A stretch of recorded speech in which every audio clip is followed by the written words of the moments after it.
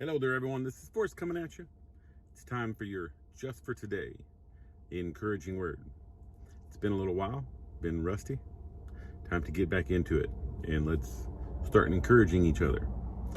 In these times, we got to have a lot of hope, and the more each of us just share once to encourage each other, we can touch all kinds of people throughout the world. Today's word is a loving God. Do you believe in a loving God? Our understanding of a higher power is up to us. So our understanding of God is up to us. The only suggested guidelines are that this power be loving, caring, and greater than ourselves. And remember, I think a lot of people know my background, but I'm reading this from Narcotics Anonymous because I do like this group and a lot of things in it. We've been told that we can believe in any kind of a higher power we want, as long as it is loving and, of course, greater than ourselves. Some of us, however, have trouble with these requirements. We either believe in nothing but ourselves, which, hey, if you were brought up that way, I respect you. But if you want to listen to other people's testimonies and see how they met God and believe in God, because I know that the way I met God is totally different than the way some other people have. So we either believe in nothing but ourselves, or we believe that anything that could be called God could only be cold-hearted and unreasonable, sending us bad luck on a whim. Because a lot of people have, why would God allow hunger? Why would God allow this to happen and this to happen? There's a lot of evil in this world that we could talk about forever, but this is a message on a loving God. It's an encouraging word. Believing in a loving power is quite a leap for some of us, for many reasons.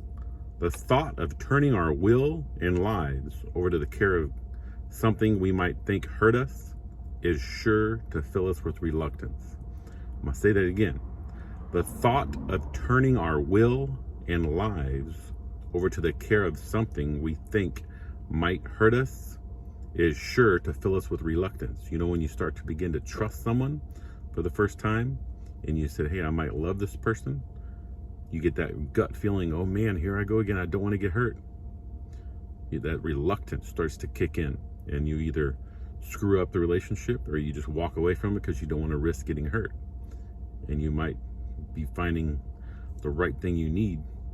Because let me tell you, when I fully turn my will and my life over to the care of God, as step 3 tells us to do, that's when my life changed.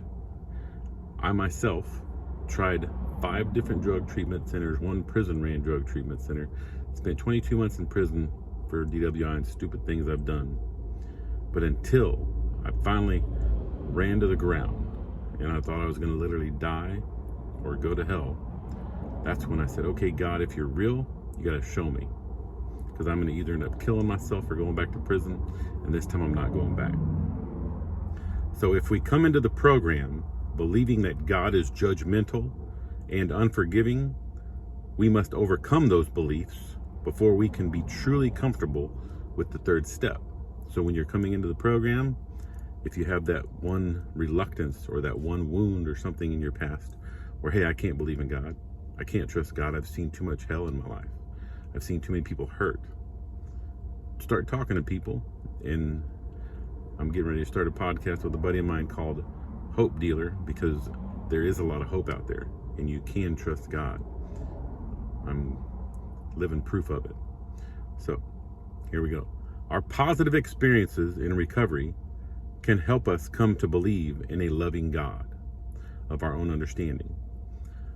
We've been given relief from a disease that has afflicted us for a long time.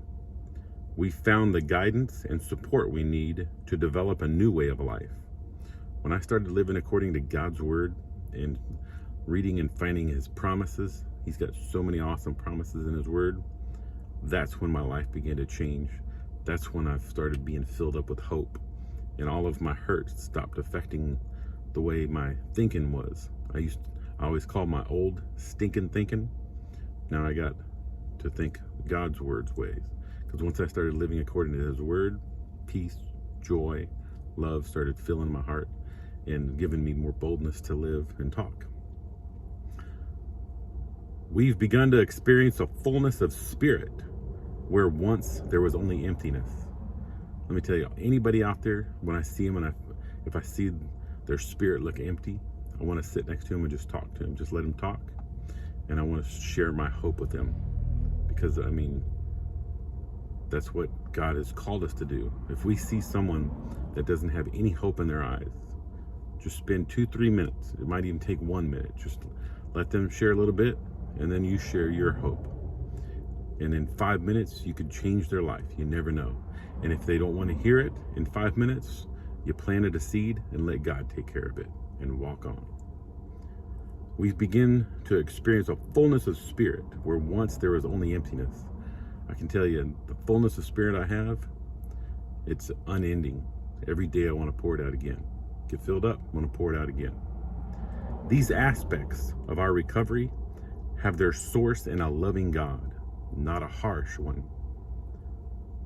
And the more we experience recovery, the more we'll trust that loving God. And the more we experience recovery, the more we hang around others in recovery, the more we, excuse me, because when you hear what others experience with God and how they can trust him, then you know you can trust them more. It's all about a relationship with God.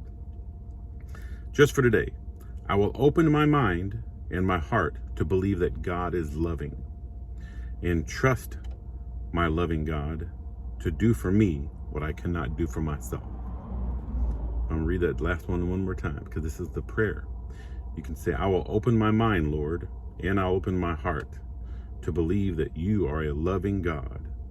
Help me to trust you more, Lord, so that you can do for me what I cannot do for myself. Because I can't save myself. I can't heal myself. I can't set myself free. I tried so many times. I mean, out of all the drugs and misery I went through, I know I was trying to use the drugs and alcohol and the girls and whatever I did wrong to set me free so I could have a better life. And I always ended up in misery, prison, and jail, and just broke. But today, my life is full of joy, and I want to share it more. So I hope y'all have a great day, and I'll talk to you later. Bless you. Bye.